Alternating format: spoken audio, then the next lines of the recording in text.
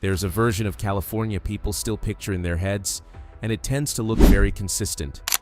Endless opportunity, rising home values, busy downtowns, and new residents arriving every year, all reinforcing the idea that growth here is permanent. But in recent years, something quieter has been happening, and it does not fit that image. Some cities aren't growing anymore, they're slowly thinning out, and in many cases, it's happening gradually enough that most people don't notice until it's already underway. So, the question isn't just where people are leaving, but why these places, and what actually changed. Because this isn't about one issue, it's a pattern. Let's start the countdown. Number 10. Stockton. Stockton sells second chances, especially for people priced out of the Bay Area who still want access to that job market without paying Bay Area prices.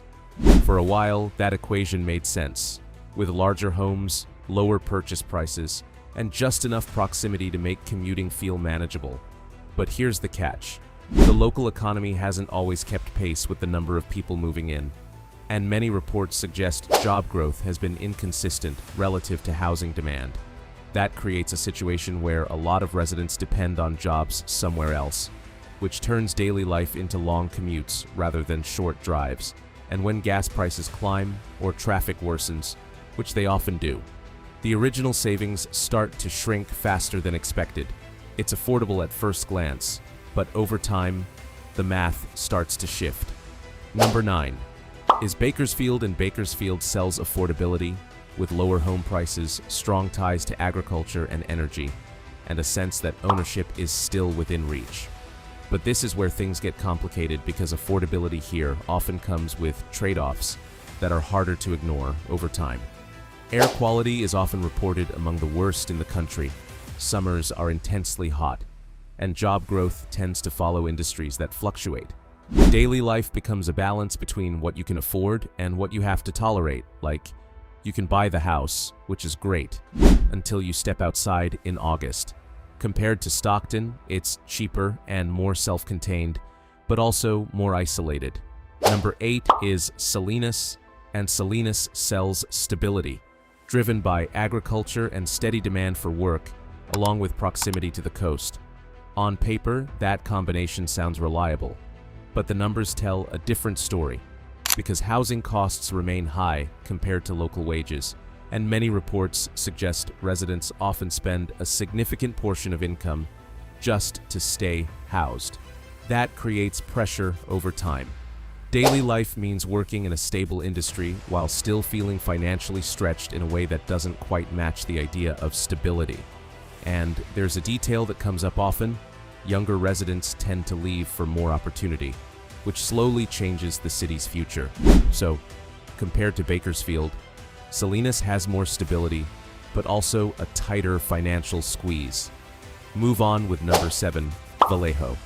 Vallejo sells Bay Area access without full Bay Area pricing, which makes it appealing for people trying to stay connected to that economy. It sits right on the edge of opportunity. But here's the catch. Vallejo has faced financial instability in the past, including well-known municipal challenges. And while things have improved in some areas, many reports suggest recovery has been uneven. That unevenness shows up in daily life, where some neighborhoods improve while others stall. Commuting into the Bay Area still takes time, and over time, that distance becomes more noticeable. So you're close, but not fully connected. And compared to Salinas, Vallejo offers more access, but also more volatility. Number 6 is Fresno. Fresno sells central locations, positioned between Northern and Southern California, with relatively affordable housing and room to grow. For many people, that sounds like a long-term play, but this is where the downside shows up, because economic growth hasn't always matched expectations, and many reports suggest job opportunities lag behind larger cities. At the same time, summers aren't just hot, they're relentless, and daily life often means staying indoors for long stretches and adjusting routines around the heat. And there's another quiet pattern here. People move in for affordability, then leave once they can afford something else. Keep that pattern in mind. Compared to Vallejo, Fresno offers more space, but fewer opportunities. Halftime, number 5, Reading. Reading sells nature, mountains, lakes, open space, and a slower pace that feels like an alternative to crowded cities, and for some, that's exactly the appeal. But here's the catch. Wildfire risk has become a defining factor in recent years, and insurance costs are often reported as rising sharply, sometimes making coverage difficult to secure. That changes the equation because daily life includes a level of uncertainty that didn't exist decades ago, along with a smaller job market that limits flexibility.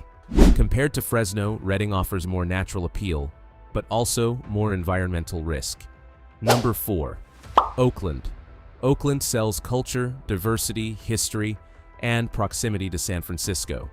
That identity is still strong. But this is where things change because in recent years, many reports suggest population shifts out of the area, driven by rising costs and concerns about quality of life. At the same time, housing remains expensive. So you have a city where people are paying premium prices while questioning the value. Daily life can feel inconsistent. One area is thriving while another struggles, and compared to Reading, Oakland has more opportunity, but also far more pressure. Here is number 3, San Bernardino.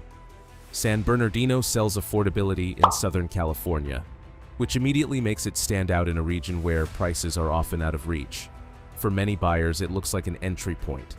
But here's the deeper issue.